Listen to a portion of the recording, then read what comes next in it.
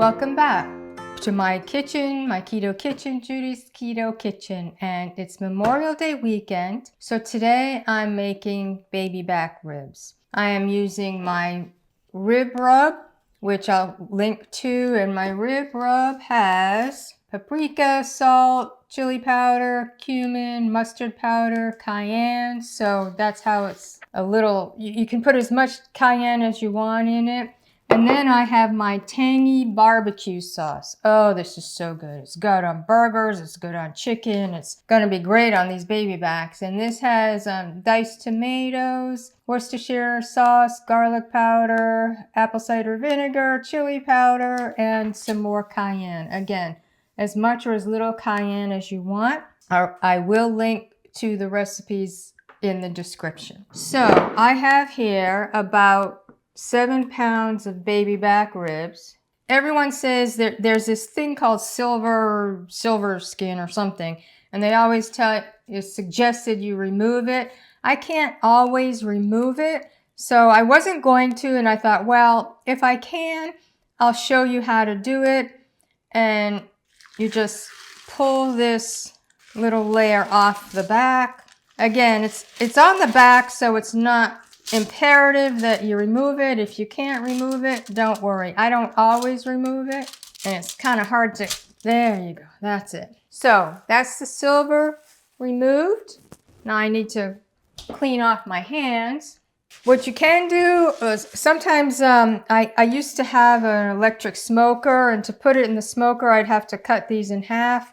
You can keep it whole, cut in half, whatever fits your needs. So what I do is start on the back side, and I'm going to put some rub on. I don't do it too much on the back because there's not a lot of meat on the back. It's just for a little bit of flavoring.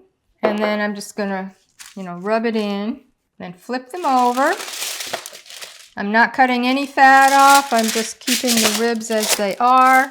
And then more rib rub.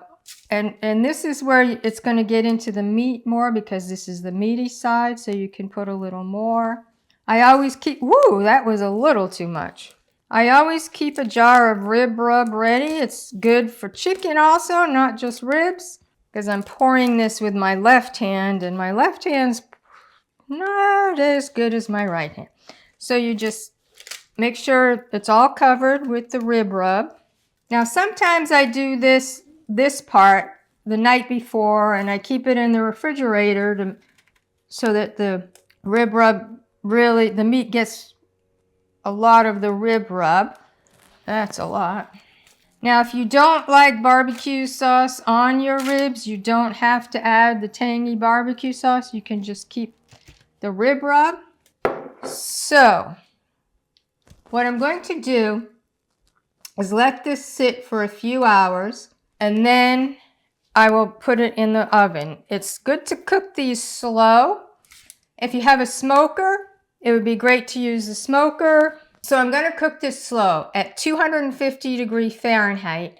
It's going to take 4 hours. And every hour I'm going to flip it over. Right now it's meat side up. In an hour I'll flip it over so it's bone side up for 4 hours.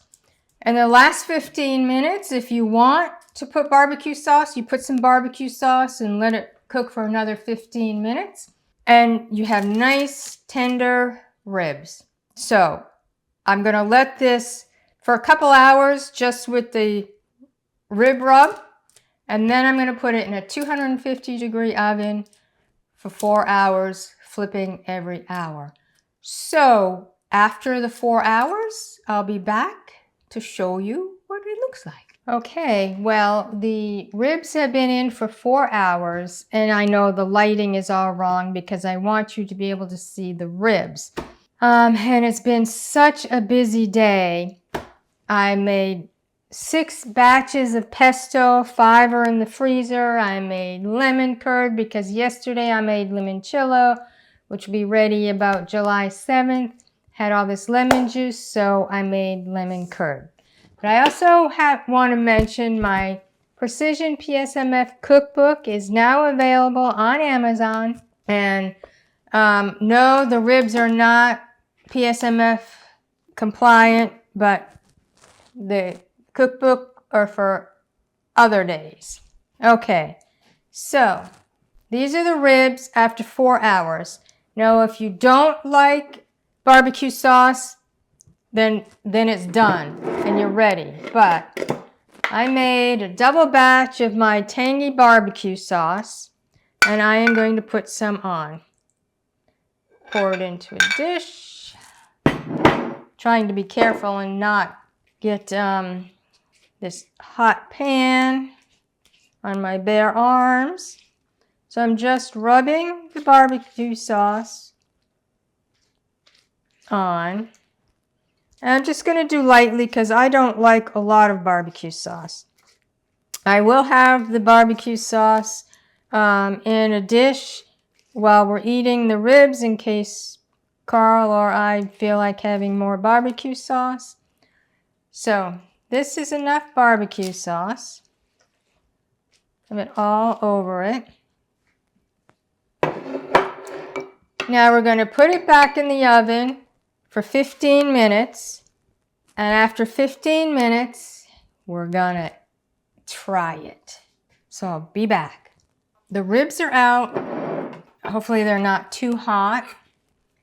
Then you just slice them. Usually you'd have to turn it on its side so you can see where to cut them. They're hot. Now I usually cut the ribs.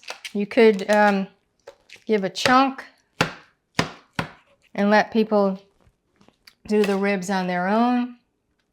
So, look at that. Oh, look at that. That is so good. You can see it's nice and juicy. And now I get to taste it. I've been smelling this all day.